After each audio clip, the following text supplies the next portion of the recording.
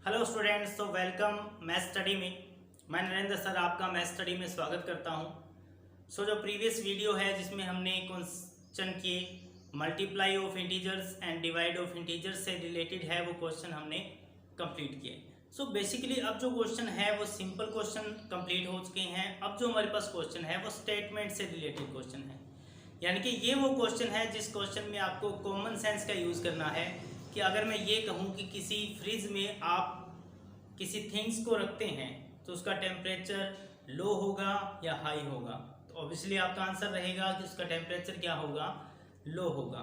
जैसे मान लो कि मैंने हॉट मिल्क है वो कहाँ रखा, फ्रिज में, तो उसका टेम्परेचर लो होगा या हाई होगा। सिंपल बात है, लो होगा। अकाउंट से अगर हम विड्रॉ करेंगे तो वो वैल्यू क्या होगी, माइनस होगी। अगर मैं रुपीज़ स्पेंड करता हूँ तो वो रुपीज़ क्या होंगे, माइनस होंगे। ये कॉन्सेप्ट है कॉमन सेंस का जिस पे हमें क्वेश्चन करने हैं। एक्सरसाइज 1.2 हमारी कंटिन्यू चल रही थी जिसमें डिवाइड और मल्टीप्लाई के क्वेश्चन हमने किए। अब हम इसके कॉन्सेप्ट से रिलेटेड क्वेश्चन करेंगे। उसने कहा है क्वेश्चन नंबर सेकंड है आपका, यूज -1 इंटू 5।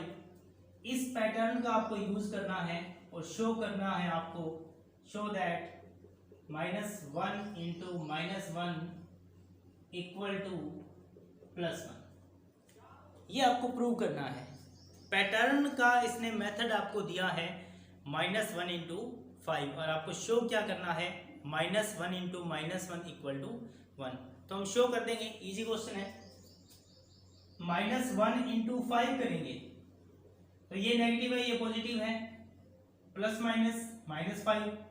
फिर -1 इंटू आप 4 करोगे तो -4, -1 इंटू आप -3 +3 करोगे तो आपका आंसर -3, -1 इंटू 2 करोगे तो आपका आंसर -2, -1 इंटू 1 करोगे आपका आंसर 0 एंड -1 इंटू -1 और -1 इंटू 0 करोगे तो आपका आंसर क्या रहेगा, 0। बट हमें शो करना है -1 इंटू -1, तो हम डिक्रीजिंग ऑर्डर में जा रहे हैं।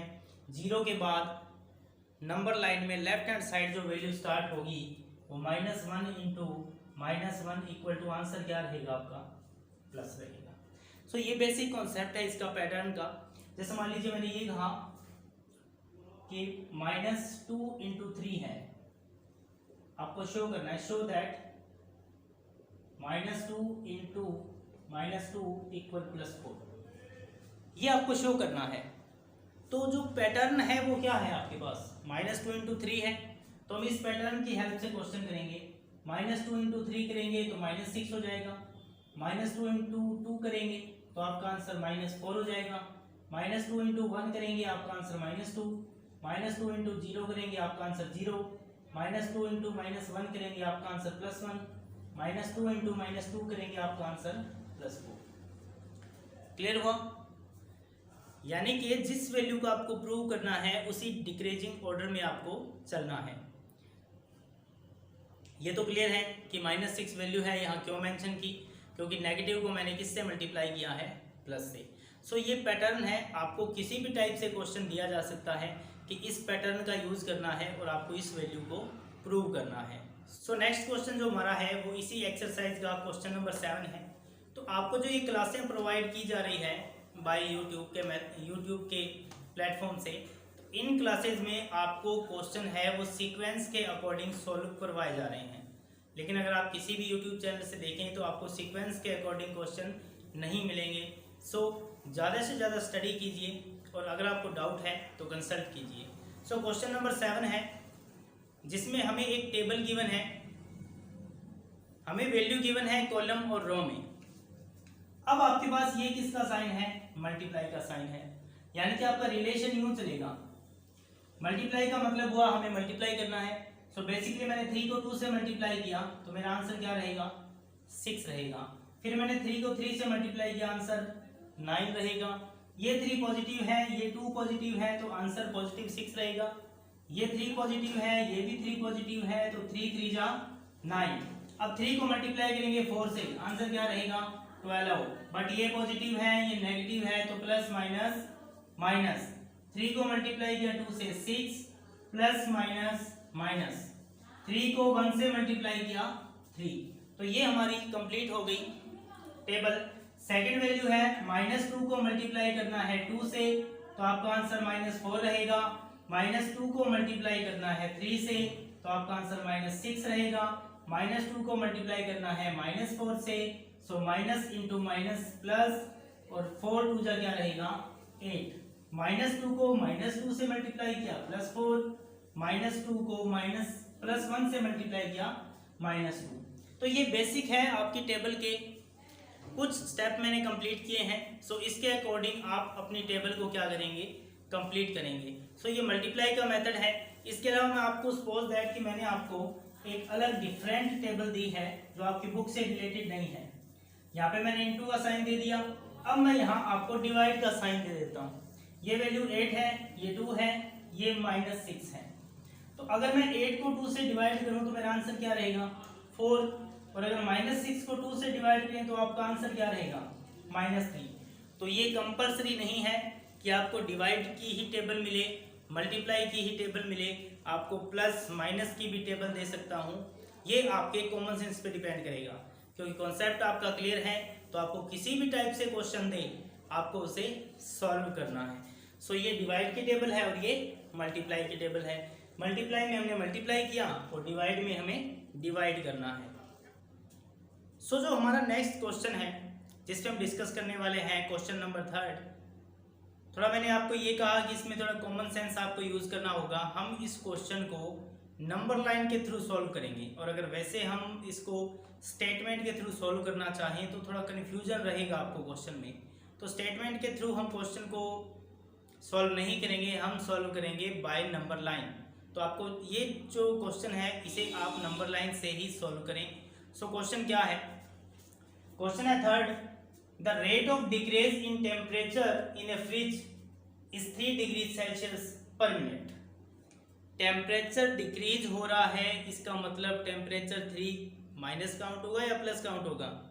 ऑब्वियसली माइनस काउंट होगा क्योंकि डिक्रीज होने का मतलब क्या हुआ टेम्परेचर लो होना मतलब माइनस में जाना।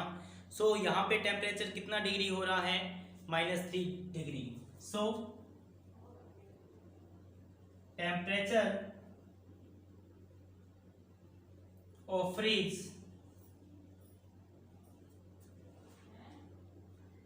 डिक्रीज पर मिनट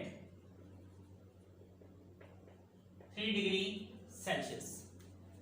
यानी कि आपके फ्रिज का जो टेम्परेचर है जो क्वेश्चन में उसने फ्रिज बोला है उस फ्रिज का टेम्परेचर है वो पर मिनट 3 डिग्री रिड्यूस हो रहा है। यानी कि पर डिग्री 3 है वो माइनस होता जा रहा है।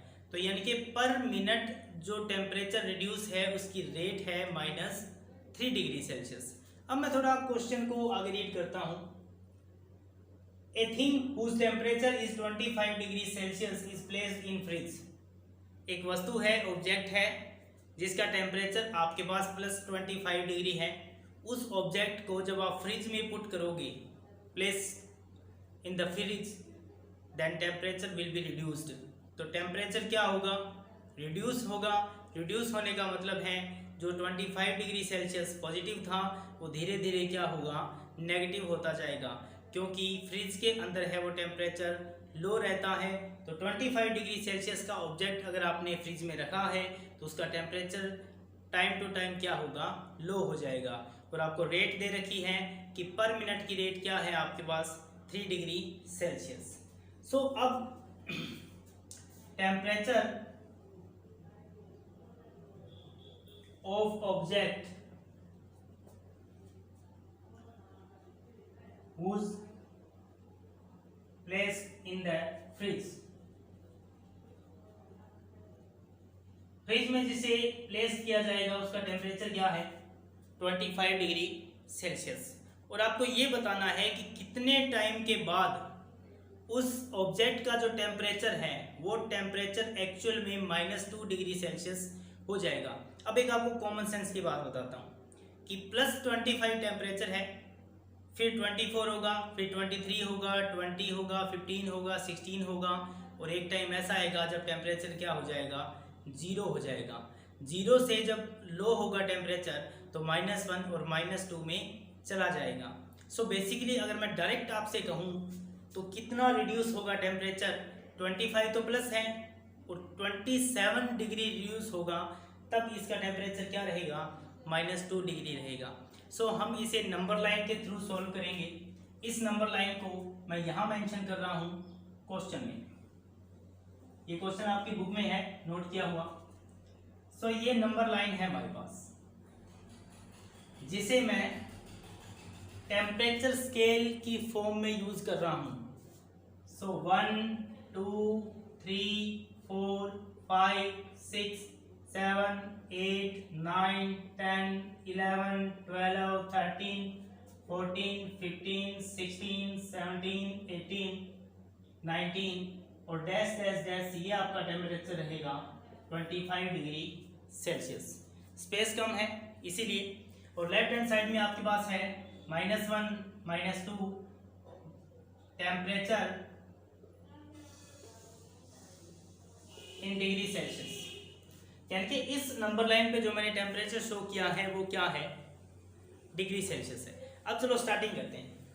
टेम्परेचर 25 डिग्री है उस ऑब्जेक्ट का, रिड्यूस होकर 18 हो गया, रिड्यूस होकर 14 हो गया, रिड्यूस होते होते इसका टेम्परेचर क्या हो गया, 0 डिग्री, यानी कि 25 डिग्री टेम्परेचर इसका रिड्यूस हो गया।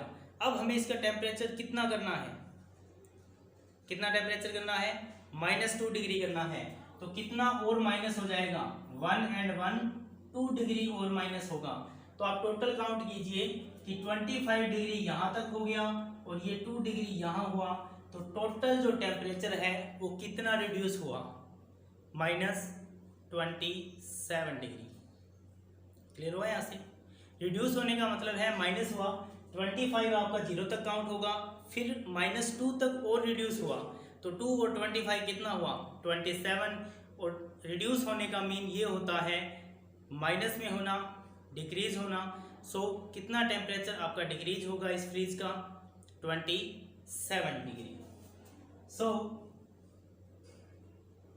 Temperature reduce by thing equal to -27 degree. तो 25 डिग्री तो उसका टेम्परेचर था, अब टेम्परेचर कितना रिड्यूस हो गया, 27 डिग्री। और रिड्यूस को हम किससे शो करेंगे, माइनस से शो करेंगे। तो अब हमें क्या फाइंड करना है, time. Time taken bye things for temperature -2 degree Celsius.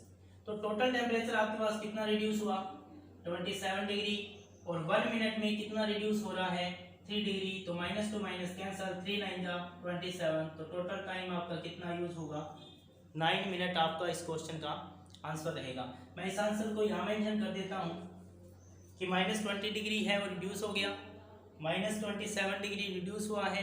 पर मिनट जो टेम्परेचर रिड्यूस हो रहा है उस टेम्परेचर की रेट क्या है, -27 डिग्री टेम्परेचर टोटल रिड्यूस हुआ है, पर मिनट टेम्परेचर डिक्रीज होने की रेट है आपके पास 3 डिग्री।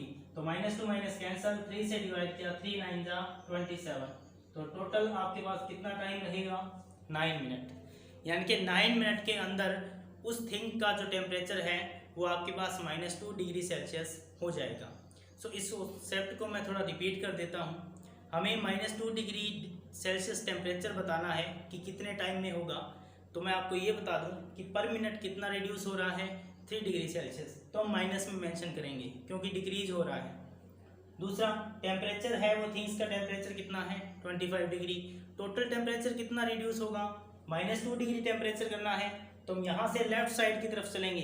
टोटल कितने स्टेप चलेंगे हम, 27 स्टेप। तब हमारा आंसर क्या रहेगा, -2 डिग्री। तो टेम्परेचर रिड्यूस्ड बाय थिंग कितना रहेगा, -27 डिग्री सेल्सियस। या आप यहाँ कह सकते हो कि temperature reduced by freeze of things -27 degree.